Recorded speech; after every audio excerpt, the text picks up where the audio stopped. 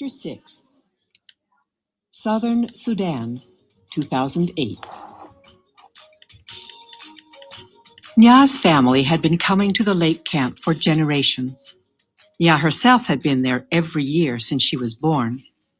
One thing she liked about the camp was that even though she had to dig in the clay and wait for water, she did not have to make the 2 long trips to the pond every day. But this year, she realized for the first time that her mother hated the camp. They had no house and had to sleep in makeshift shelters. They could not bring most of their things, so they had to make do with whatever was at hand. And for much of each day, they had to dig for water. But the worst was the look on her mother's face when Nya's father and older brother, Deb, went off to hunt. Fear. Her mother was afraid that the men in the family would run into Dinka tribesmen somewhere, that they would fight and get injured, or worse. They had been lucky all these years.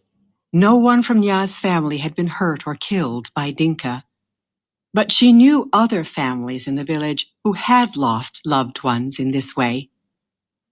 Nya could see the questions in her mother's face every morning. Would they be lucky again? Or was it now their turn to lose someone?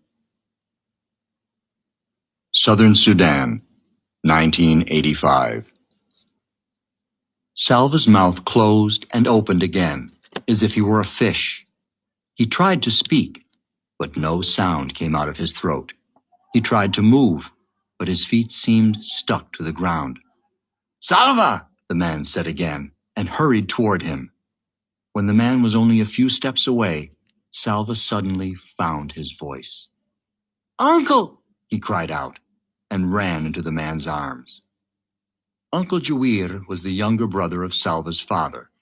Salva hadn't seen him in at least 2 years, because Uncle had been in the army. "Uncle must know about the war and the fighting. Maybe he will know where my family is." But these hopes were dashed as soon as Uncle spoke.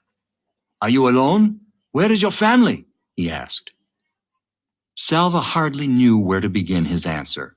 It seemed like years since he had run away from his school and into the bush. But he told his uncle everything as best he could. As Salva spoke, Uncle nodded or shook his head. His face became very solemn when Salva told him that he had not seen nor heard a single word of his family in all that time. Salva's voice trailed off, and he lowered his head. He was glad to see Uncle again, but it looked as if he might not be much help either. Uncle was quiet for a moment. Then he patted Salva's shoulder. "Hey, nephew," he said in a cheerful voice. "We are together now, so I will look after you." It turned out that Uncle had joined the group 3 days earlier, but since there were more than 30 people traveling together, they had not found each other until now. As they began walking, Salva saw that Uncle had a gun, a rifle that he carried on a strap over one shoulder. Already, Salva could tell that because of his army experience and because he had a gun, Uncle was seen by the group as a kind of leader. "Yes, when I left the army, they let me keep my rifle," Uncle said. "So I'm going to shoot us a fine meal as soon as we come across anything worth eating." Uncle was true to his word. That very day he shot a young antelope, the kind called a topi. Salva could hardly wait for it to be skinned and butchered and roasted. As the smoky, meaty aroma filled the air, he had to keep swallowing the saliva that flooded his mouth. Uncle laughed as he watched Salva gobble down his first piece of the meat. "Salva, you have teeth. You are supposed to use them when you eat." Salva could not reply. He was too busy stuffing another chunk of the delicious charred meat into his mouth.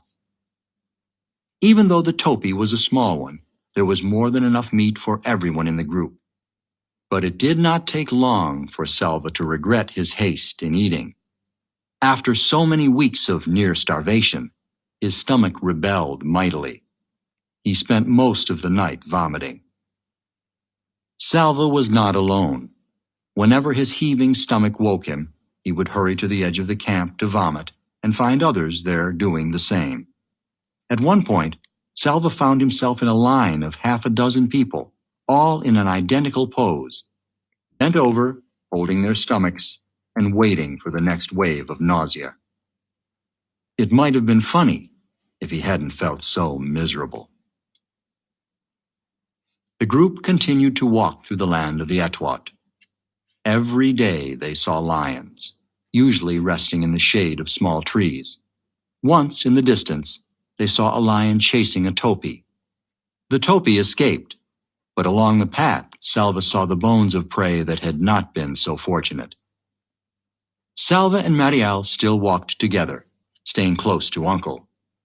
Sometimes Uncle would walk with the other men and talk seriously about the journey.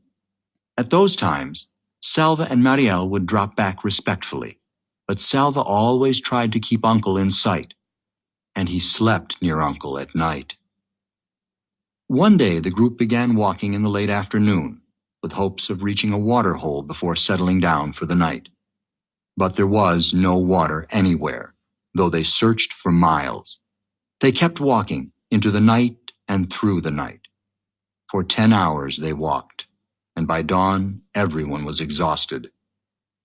Uncle and the other leaders finally decided that the group had to rest. Salva took 2 steps off the path and fell asleep almost before he lay down. He did not wake until he felt Uncle's hand shaking his shoulder. As he opened his eyes, he heard wailing. Someone was crying. Salva blinked away the sleepiness and looked at Uncle, whose face was very solemn. "I am sorry, Salva," Uncle said quietly. "Your friend." "Mariel?" Salva looked around. "He should be somewhere nearby. I don't remember if he slept near me. I was so tired. Perhaps he has gone to find something to eat." Uncle stroked Salva's head as if he were a baby. "I am sorry," he said again. A cold fist seemed to grip Salva's heart.